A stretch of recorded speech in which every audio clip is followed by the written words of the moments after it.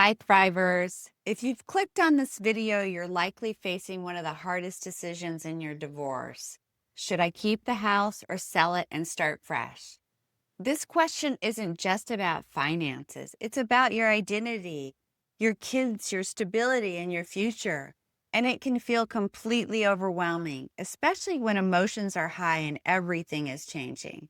I've been there myself, and now as a divorce mortgage specialist, I help women just like you navigate this decision every single day with clarity, not chaos. In this video, we're going to walk through 5 powerful questions to ask yourself. And I'll also be sharing some maintenance related realities that many people forget to consider until it's too late.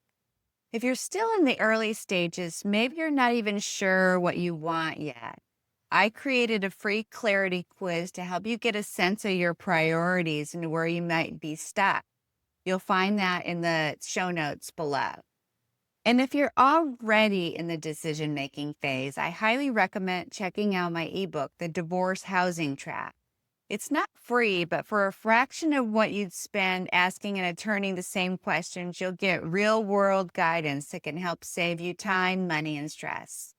So let's dive in. Can I afford to stay? Well, let's start with the numbers. Ask yourself honestly, can I comfortably afford the mortgage, the property taxes, the homeowner's insurance, utilities, and all maintenance item costs on my income alone or with reliable support income? And I'm not just talking about this month's payment. Can you still afford it 6 months from now? What about a year from now? Are you receiving support that lenders will count as income if you need to refinance? Will you be able to remove your ex from the mortgage? Can you qualify to buy out your spouse or their portion of the equity? And will you still have reserves for an emergency fund for yourself? I always say cash is king. This is where so many people get stuck because they don't know what their loan options are and what their post-divorce financial profile is going to look like. If that's you, it's time to connect with a divorce mortgage specialist, someone who understands the intersection between lending and divorce. And if you want a place to start, my ebook, The Divorce Housing Trap, breaks this all down in plain English. Question 2. Do I want to stay or do I just feel like I should stay?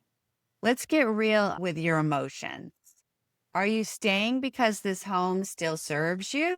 Or are you staying because you feel guilty, scared, or obligated? I hear it all the time. I don't want to uproot the kids. This is the only stability I have in my life right now. I can't imagine someone else living here. But I want you to remember this and really think about this. You make the home, not the bricks, not the furniture. You do. You are allowed to release a space that no longer fits your new life. You're allowed to build something new, even if it looks different than what you imagined. You're not doing this to abandon your past. You're doing this to protect your peace and your future. Question 3. What's the long-term plan? This question is crucial and often overlooked. Ask yourself, would this home still serve my needs in 2 years, 5, or even 10 years? Will the kids still even be at home? Will I want to maintain this much space? Will repairs or aging systems become a financial burden? I know that's where I really went wrong. Will I need to access this equity for retirement or other life goals?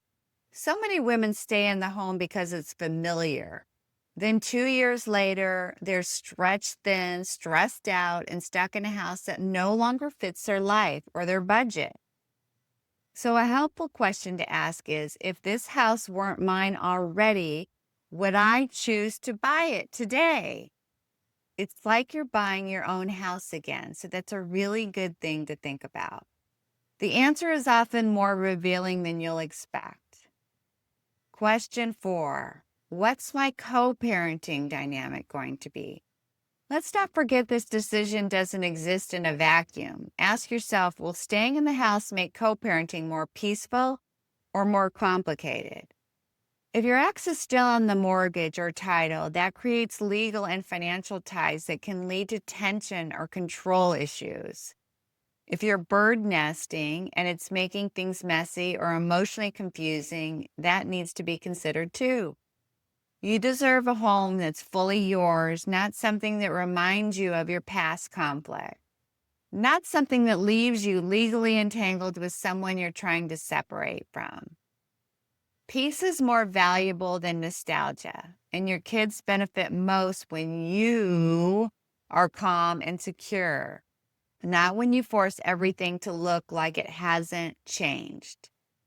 Question 5. What's the opportunity cost? This is where we get honest about trade-offs. Keeping the house might mean giving up liquid cash that could be used elsewhere, flexibility to move for work, family, or just to heal, a lower stress, lower maintenance lifestyle, or just a clean emotional break, your ability to design a space that might feel like fully yours and not have memories of, sometimes you have really good memories, but sometimes not all the memories are great. I've seen so many women say, I didn't realize how much weight I was carrying around until I sold. If you've been fighting to stay because it feels like security, I want you to gently ask yourself, could letting go actually be the thing that finally gives you the room to breathe? And here's really another thing that is so overlooked, and I want you to think about this. What will this house cost you to maintain?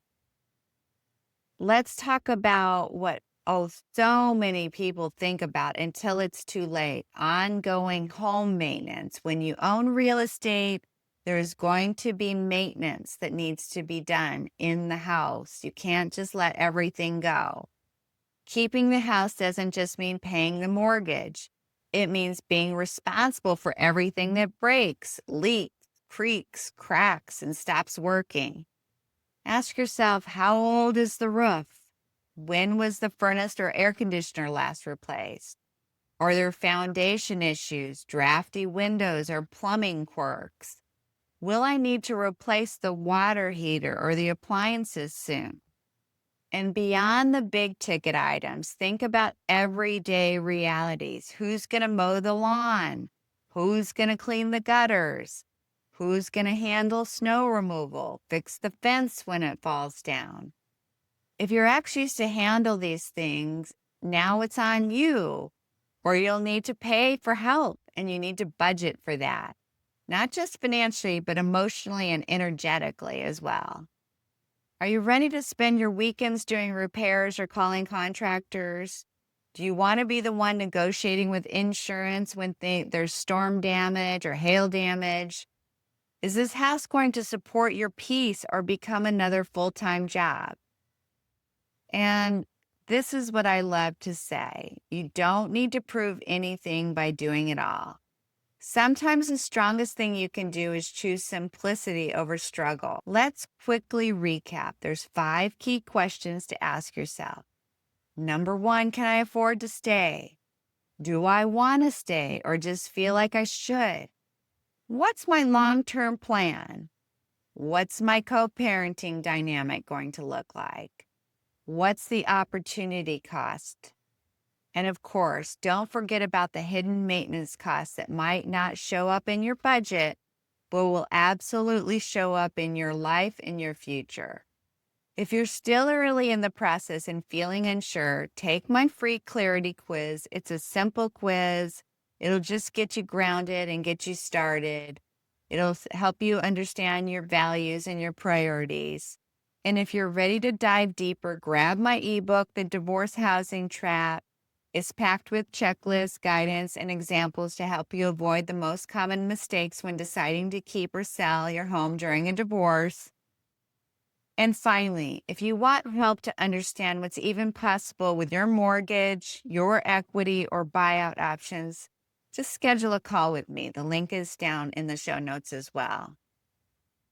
If you could do me a favor, it really does help me if you could subscribe to the channel for more weekly guidance on home, money, and healing after divorce. You're not behind. You're not broken. You're just building a new beginning, and it's going to be a beautiful one. You just can't see it yet. I'll see you in the next video, Thrivers.